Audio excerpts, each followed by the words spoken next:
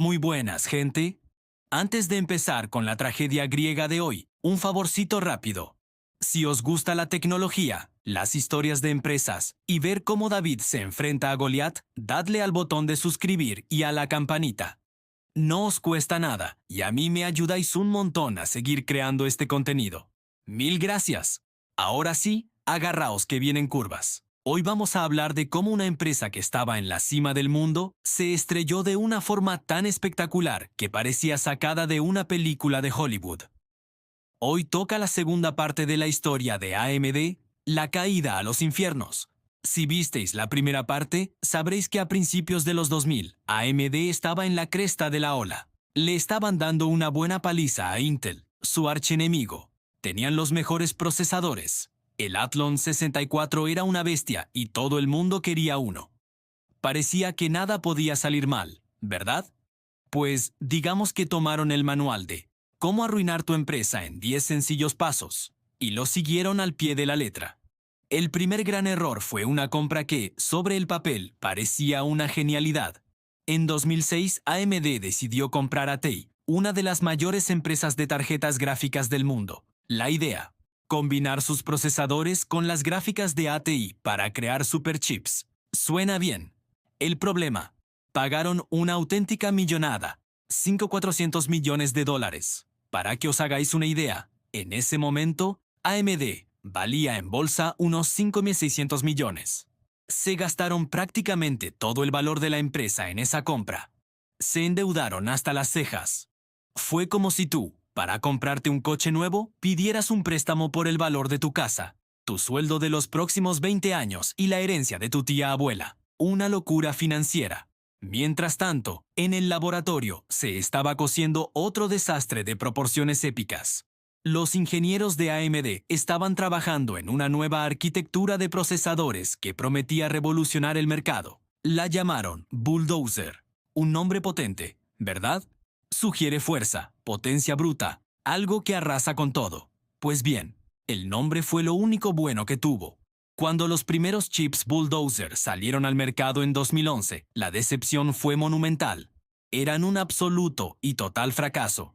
Para empezar, consumían una cantidad de energía absurda y se calentaban como una tostadora defectuosa. Podías freír un huevo encima de tu ordenador, pero lo peor no era eso. Lo peor es que, a pesar de todo ese calor y consumo, su rendimiento era malísimo.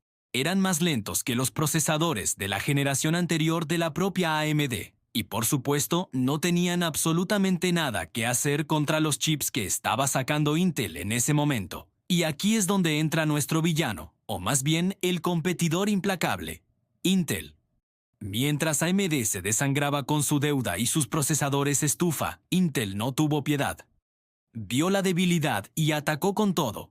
Sacaron una generación de procesadores tras otra, cada una mejor que la anterior. La arquitectura Core de Intel era una maravilla, eficiente, potente y fresca. Aplastaron a Bulldozer sin piedad. El mercado de los ordenadores de sobremesa, que había sido el campo de batalla de AMD, se convirtió en un monólogo de Intel. Para colmo de males, el mundo estaba cambiando. La gente empezaba a usar más los móviles y las tablets que los ordenadores de escritorio. Y adivina quién no tenía ni un solo producto decente para el mercado móvil. Efectivamente, AMD. Estaban completamente fuera de juego. Así llegamos al periodo entre 2012 y 2014. La situación era desoladora. La empresa que una vez desafió al gigante Intel era, para muchos, un muerto viviente. Un zombie corporativo que se arrastraba sin rumbo. Las cifras dan auténtico pánico. Sus acciones, que en su mejor momento habían superado los $40, se desplomaron hasta valer menos de $2, menos que un café. Los analistas de Wall Street, esa gente tan simpática que decide si una empresa vive o muere, la declararon ininvertible. Era como ponerle una etiqueta de tóxico no tocar. Nadie en su sano juicio metería un solo céntimo en AMD.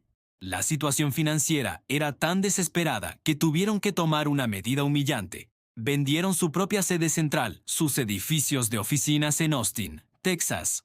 ¿Y sabes qué es lo más triste? Tuvieron que alquilárselos al nuevo dueño para poder seguir trabajando allí. Imagínate la moral de los empleados. Vas a trabajar cada día a un edificio que antes era tuyo y ahora estás pagando un alquiler por él. Es el recordatorio diario de tu fracaso. La moral de los empleados estaba por los suelos, completamente destrozada. Los ingenieros, que años antes eran héroes, ahora veían cómo su trabajo era irrelevante. Muchos de los mejores talentos se marcharon a otras empresas como Intel, Nvidia o Apple. Reinaba una sensación de desesperanza total. La gente que se quedó susurraba por los pasillos que la empresa no sobreviviría un año más. Se hablaba de bancarrota, de ser comprados por piezas, del fin de AMD. Necesitaban un milagro, un caballero blanco, un plan maestro, algo que los salvara del abismo. Pero lo que recibieron no fue un milagro, fue una ingeniera.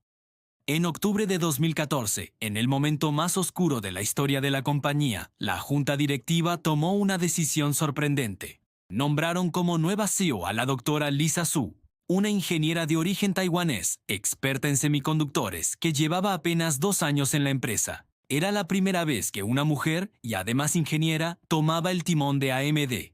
La tarea que tenía por delante era titánica, casi imposible. La empresa perdía dinero a espuertas, no tenía productos competitivos y la moral no podía estar más baja. Cualquiera habría salido corriendo, pero Lisa Su no. Lo primero que hizo fue mirar los libros contables y enfrentarse a la cruda realidad. Luego, hizo algo aún más importante. Miró a los ingenieros a los ojos. Habló con ellos, escuchó sus frustraciones y sus ideas. Y entonces tomó una decisión que a muchos les pareció un suicidio empresarial. Una apuesta de todo o nada. Lisa Su dijo, se acabó. Vamos a dejar de intentar competir en el presente con parches y soluciones a medias. No podemos ganar esta batalla hoy.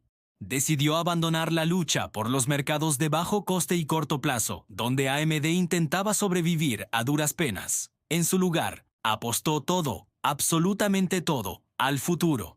Reunió a sus mejores ingenieros y les dijo, quiero que diseñéis la mejor arquitectura de procesadores del mundo. No me importa el tiempo que tardéis ni el dinero que cueste. Olvídense de las limitaciones actuales y piensen a 5 años vista.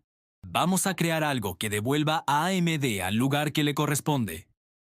Esa apuesta se llamó Zen. Y esa decisión, tomada en el punto más bajo de la historia de AMD, fue el comienzo de una de las mayores remontadas en la historia de la tecnología. Pero esa, amigos míos, es otra historia que contaremos en el próximo vídeo. Antes de irnos, una pequeña reflexión financiera de esta tragedia. AMD nos enseña una lección brutal sobre la deuda. Endeudarse para crecer, como hicieron al comprar ATI, puede ser una gran estrategia, pero si te pasas de la raya, si la deuda es tan grande que te asfixia, te quedas sin margen de maniobra. Te vuelves vulnerable. Un solo error, un solo producto fallido como bulldozer, y la deuda se convierte en una losa que te hunde hasta el fondo. Siempre hay que tener un equilibrio entre ambición y prudencia. Y eso es todo por hoy. Espero que os haya gustado este viaje al borde del abismo. Si es así, ya sabéis. Un buen like siempre se agradece. No olvidéis suscribiros para no perderos la increíble historia de la resurrección de AMD. Nos vemos en el próximo vídeo. Gracias por estar ahí.